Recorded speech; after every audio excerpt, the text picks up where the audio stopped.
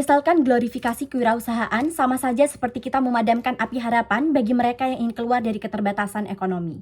Kita hidup di mana era yang penuh ketidakpastian ekonomi, di mana pekerjaan konvensional tidak lagi menjamin stabilitas finansial. Banyak lulusan perguruan tinggi yang sulit mendapatkan pekerjaan, sementara tenaga kerja di sektor formal menghadapi ancaman PHK akibat otomatisasi dan perkembangan teknologi atau sesimpel karena adanya efisiensi. Banyak orang yang berani berwirausaha justru karena mereka ingin memperjuangkan hidupnya sendiri, bukan sekedar bertahan dalam sistem yang kaku. Saya rasa ini adalah mosi evaluasi nilai sehingga beban pembuktian kami itu satu, kenapa penyesalan glorifikasi ini itu tidak etis dan tidak sejalan dengan prinsip perekonomian negara ini. Tapi yang kedua, bagaimana sebenarnya glorifikasi ini baik bagi masyarakat ataupun negara sekalipun. Sebelum itu masuk ke ranah bidasan, 4 respon. 1, mereka mengatakan ini mengsimplifikasi cara untuk meraih kesuksesan. Glorifikasi kewirausahaan bukan berarti kita menyederhanakan jalan menuju kesuksesan, tetapi ini adalah justru membentuk pola pikir bahwa kesuksesan bisa diraih dengan usaha dan inovasi. Pernyataan seperti kamu harus kreatif untuk menjadi wirausaha bukan berarti kreativitas saja cukup, tetapi ini menekankan bahwa kreativitas adalah salah satu faktor penting yang harus dikembangkan.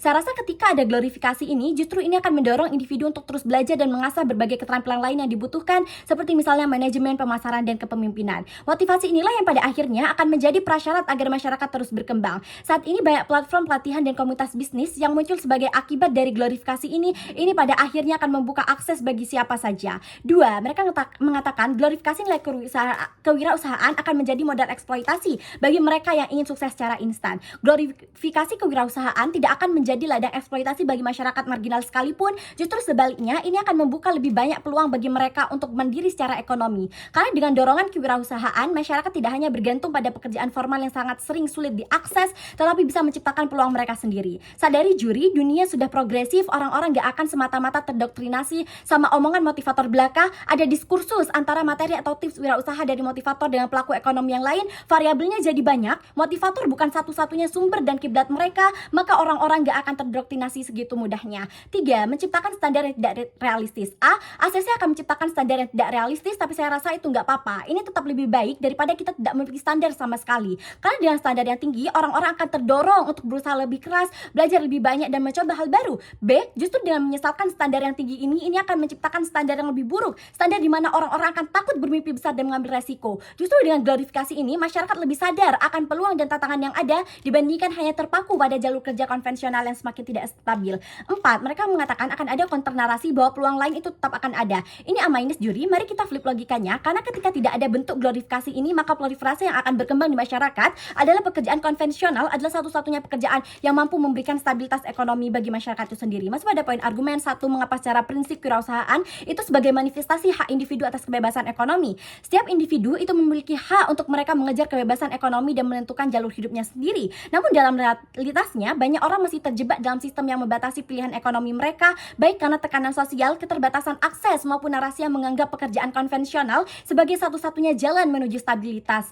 Hal ini makin problematis di konteks negara berkembang yang punya sumber daya potensi ekonomi yang banyak, negaranya multikultur, tapi ironinya orang-orangnya masih berat untuk lepas dari pekerjaan konvensional. Hal ini menciptakan masyarakat yang bekerja bukan karena keinginan, tetapi karena keterpaksaan, yang pada akhirnya ini berdampak pada rendahnya kesejahteraan dan kepuasan hidup dalam masyarakat. Ketika tim pro mengatakan ini melindungi masyarakat masa kini, saya nggak ngerti kenapa itu bisa terjadi, karena justru mereka akan membatasi ruang masyarakat kini untuk bisa berkembang. Masalah ini tuh muncul karena adanya dominasi pandangan bahwa jalur kerja yang ideal adalah menjadi pegawai atau pekerja dalam sistem yang sudah ada. Banyak masyarakat yang takut untuk mengambil resiko karena lingkungan sosial yang menganggap kegagalan adalah sesuatu yang memalukan, bukan bagian dari proses belajar. Tanpa glorifikasi kewirausahaan, masyarakat akan terus terjebak dalam pemikiran bahwa jalan satu-satunya untuk menuju kesuksesan adalah melalui jalur kerja konvensional. Ini akan menciptakan stagnansi sosial yang akan menghambat perkembangan ekonomi sendiri. Glorifikasi kewirausahaan itu adalah bentuk rekognisi terhadap hak individu atas kebebasan ekonomi. Dengan menampilkan kewirausahaan sebagai sesuatu yang ideal dan mungkin dicapai, individu lebih terdorong untuk menentukan sendiri jalur ekonominya tanpa terikat pada sistem yang kaku. Ketika individu itu percaya bahwa mereka bisa menciptakan peluang mereka sendiri, maka mereka akan lebih berani untuk berinovasi, mengambil risiko yang terukur, dan akan membangun bisnis yang sesuai dengan aspirasi atau keinginan mereka pada akhirnya. Manifestasinya gimana, juri? Ini pada akhirnya bukan hanya membuka lebih banyak pilihan, tetapi juga akan memperluas cakrawala ekonomi masyarakat. Ini akan menjadikan ekonomi lebih dinamis dan adaptif terhadap perubahan zaman. Ketika narasi ini diglorifikasi, maka masyarakat akan menormalisasi jiwa perekonomian berbasis wirausaha, ekosistem yang terbentuk itu juga akan suportif. Akses untuk mendapatkan izin dan investasi itu akan lebih mudah. Platform untuk memulai dan belajar berwirausaha itu jadi beragam. Kultur persaingan yang terbangun adalah perusahaan juga akan bersih. Karena kalau nggak bersih, nggak akan ada yang mau pakai barang atau jasamu, sehingga akhirnya tidak ada bentuk monopoli ekonomi lagi. Dua, mengapa secara praktik menyesali glorifikasi ini itu akan menghambat peluang dan akan menciptakan krisis dan stagnasi. Masalahnya adalah perekonomian modern itu bergerak dengan kecepatan tinggi dan stabilitas kerja yang sistem konvensional itu semakin sulit untuk ditemukan.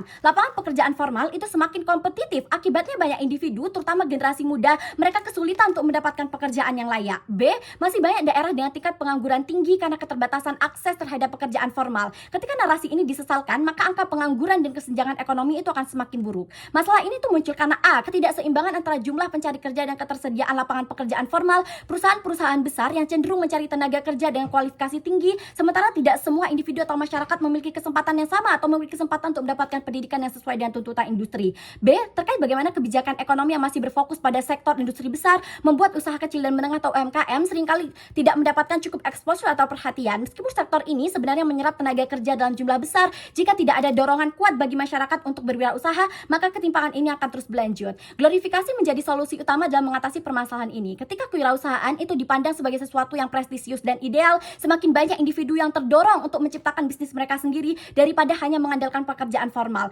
Dalam status quo, saya rasa glorifikasi ini sudah membuahkan hasil yang nyata. Contohnya gimana? 1. Pertumbuhan UMKM. Saya rasa di Indonesia, UMKM telah menyumbangkan lebih dari 60% terhadap PDB dan menyerap sekitar 97% tenaga kerja. Ini menunjukkan bahwa kewirausahaan itu bukan sekedar alternatif, tetapi juga mesin penggerak ekonomi di suatu negara. 2. Terkait bagaimana ekonomi digital dan kreatif. Glorifikasi kewirausahaan telah mendorong lahirnya ekosistem startup dan bisnis digital yang membuka peluang kerja baru di sektor kreatif dan teknologi. 3. Terkait bagaimana pemberdayaan masyarakat lokal. Kewirausahaan itu telah memberikan kesempatan bagi komunitas lokal untuk mereka bisa mengembangkan ekonomi mereka sendiri tanpa harus bergantung pada perusahaan besar. Tanpa glorifikasi ini, banyak individu akan ragu untuk memulai usaha dan lebih memilih menunggu kesempatan kerja yang semakin terbatas.